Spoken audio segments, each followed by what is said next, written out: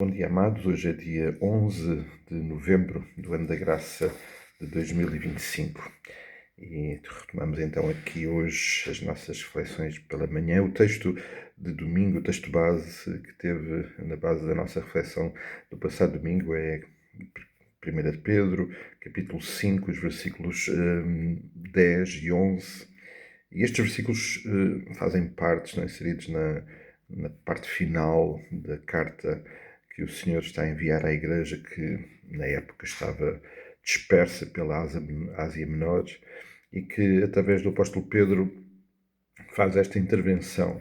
Uma igreja perseguida, uma igreja de dificuldades, uma igreja dispersa, mas uma igreja que precisava de focar o seu coração, as suas vidas neste Deus maravilhoso que também, nesta circunstância, tinha tocado e transformado os seus corações. E essa intervenção é igualmente para nós hoje.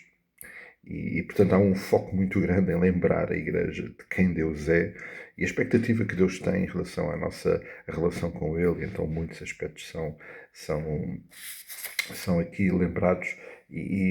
Antes mesmo destes dois versículos que queremos considerar, Pedro fala sobre alguns aspectos ainda práticos da vida e da nossa relação uns com os outros, da nossa relação com Deus, um alerta sobre os perigos e as tentativas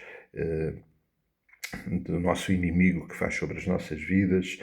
E há aqui alguns verbos, algumas palavras muito fortes dentro desta exortação: o ser submissos uns aos outros, o cingir-nos e humilhar-nos perante uns com os outros nas nossas relações interpessoais, mas também nos humilharmos perante a poderosa mão de Deus, este Deus maravilhoso, a quem nós precisamos de lançar toda a nossa ansiedade. E mantendo a nossa vida sóbria e vigilante, podemos resistir às tentativas do inimigo de destruição e permanecer firmes na nossa fé.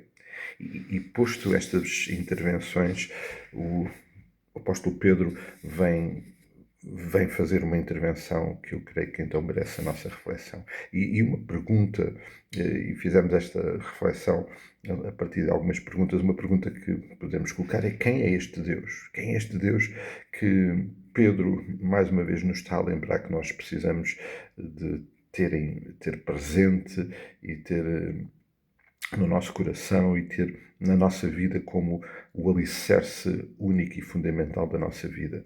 E ele, no versículo 10, começa por responder: ora, o Deus de toda a graça. O Deus de toda a graça. Este é o Deus que está a falar connosco, que estava a falar com Pedro, através de Pedro, para a igreja lá na Ásia Menor espalhada. O Deus de toda a graça. Tal como a Igreja originalmente, a quem a carta foi dirigida, nós passamos por dificuldades da mais diversa ordem, umas por resultado direto dos nossos pecados, dos nossos erros, outros por outras razões, mas em todas estas circunstâncias nós precisamos lembrar quem é este Deus. E de facto, Pedro é a melhor pessoa para nos lembrar quem é este Deus. Pedro foi aquele homem que passou dias amargurados depois de ter negado Jesus, depois de Jesus o ter avisado. E ele negou Jesus e imagino que aquele período da sua vida entre aquela noite terrível para ele e o momento em que se restaura finalmente no seu relacionamento com Jesus lá na praia, descrito lá em João capítulo 21, terão sido dias difíceis, muito difíceis. E portanto, se alguém que pode nos lembrar quem é este Deus, é Pedro, porque Pedro experimentou a graça, Pedro experimentou de uma forma sublime este aspecto do caráter de Deus, o Deus da graça.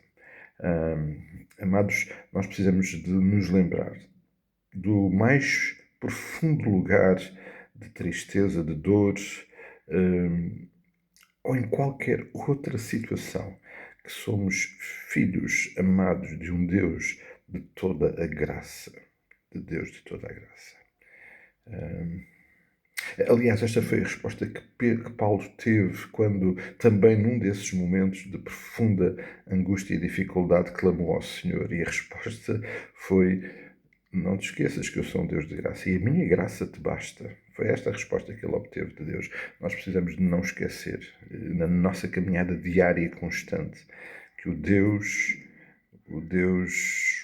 por quem somos amados, o Deus a quem amamos acima de todas as coisas, é um Deus de toda a graça, com tudo o que isso significa para nós, não esquecendo que a maior manifestação da sua graça foi a entrega do seu Filho na cruz, no meu lugar, no lugar de cada um de nós.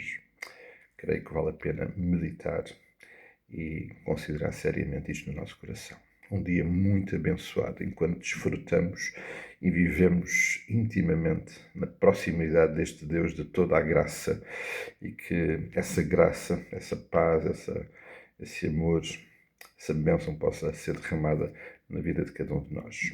Até lá, certamente o Senhor nos abençoará e, querendo o Senhor, nos encontraremos por aí. Bênçãos do Pai e até breve.